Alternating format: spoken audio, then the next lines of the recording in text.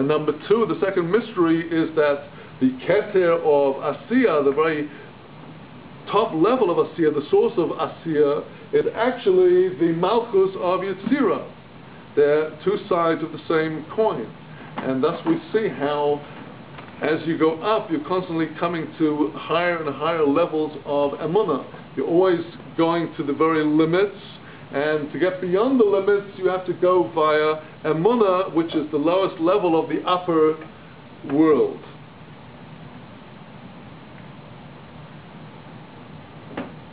So now we're getting closer and closer to the goal of this whole mimer, to teach us how we can in some way apprehend the infinity of HaKadosh Baruch Hu in this mode of reaching but not reaching.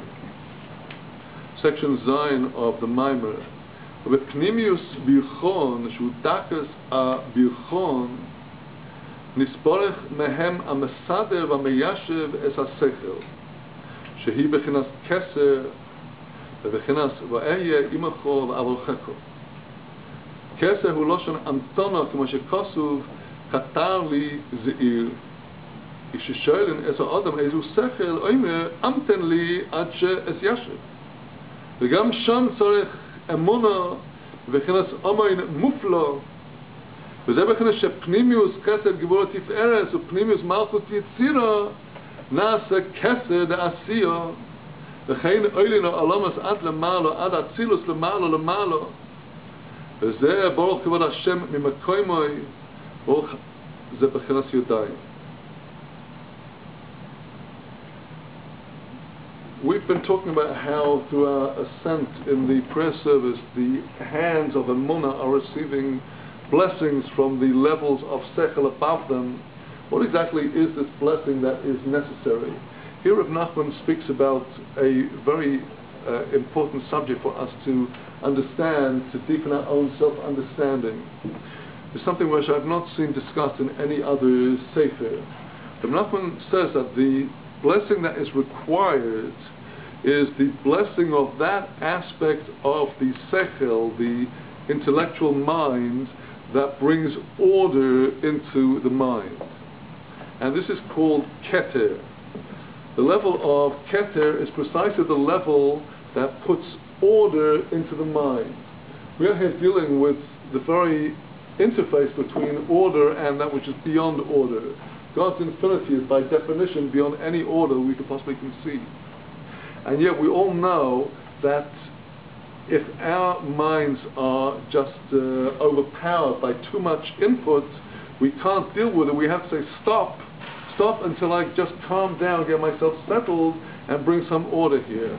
So this is an aspect of the mind that Rabbi Nachman calls the Mesader Umiyashev.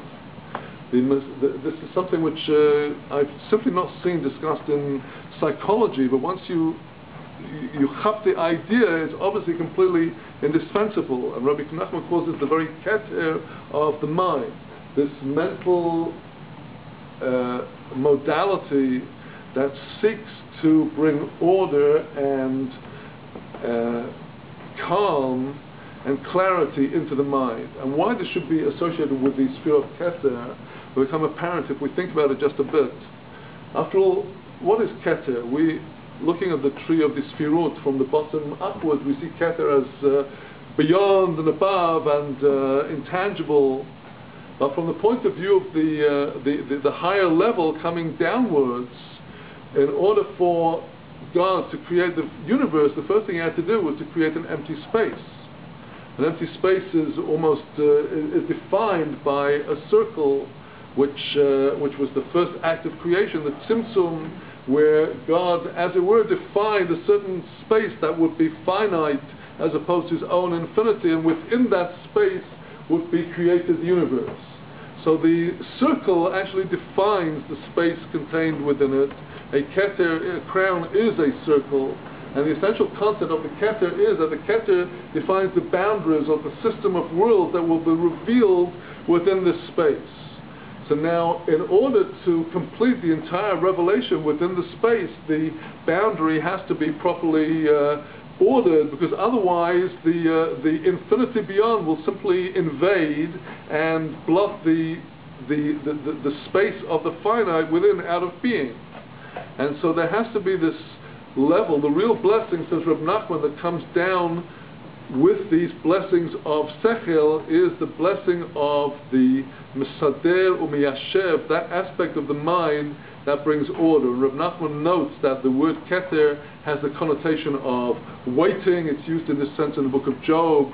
Wait for me, Ketarli, Zeir, wait for me, young man. But when you ask a person some question involving intellect, he's going to say, would you please wait until I settle my mind? And there also, in this faculty that settles and brings order into the mind, we also need their emunah.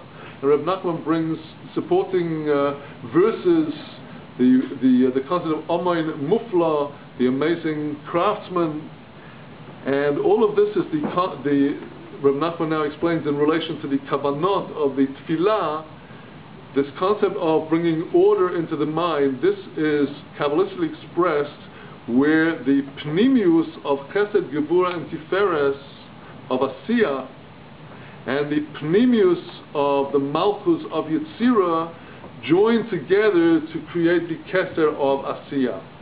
I'm not going to go into this too much. I'm here on levels that I have no understanding of whatever. I'm just reading Reb Nachman's words, and the essence here is always to bring out what we can, each one of us, in practice into our life of Torah mitzvahs today and tomorrow, and next time we go through it, we'll get even more out of it. So Reb Nachman now summarizes the whole discussion by saying, and so it is that we ascend from world to world. We've just reached the level of Keter of Asiyah. Now the world of Asiyah rises up to Yetzirah, and so it goes on until we get to the world of Atzilus, way above. And this is expressed, this joining of the worlds that comes out through the journey of the Tefillah, is expressed in the words of our Kedusha, the worlds of the angels, Baruch Kevod Hashem Mimakomo. So in that phrase, the word Baruch is the concept of the hands that receive blessing, and the concept of Baruch Kevod Hashem, the Kevod Hashem, the glory of God, that is an allusion to Emunah, and Mimakoimoi, from his place, that is an allusion to the Keter, and thus the levels are joined together. And now in the nearly concluding section of the Maimer, we have maybe about 10 more minutes to go to conclude this Maimer. He now speaks about how you actually reach the desired level of being on the very boundaries of the finite, and having this oscillating mate v'lo mate, reaching and not reaching experience of Ein Sof. וכשאויסר מסכנס המיישב והמסדר שהוא הכסף כראוי, המויכין רוידפים להשיג האור אין סוף, והכסף מעכב את השכל כדי ליישב את השכל, ועל ידי הרדיפו והמעכב אזי מכה המויכין והמיישב ומסדר ונעשה יכולן לאור אין סוף. ואף על פי כן לא ידיע ולא יסידע, כמו בבזויה פרשת נויה.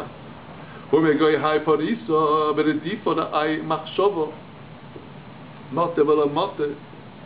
Reb Nachman says, when we do rectify this modality of the mind, the Mesader Miyashev, that part which brings order into the mind, then we have a conflict.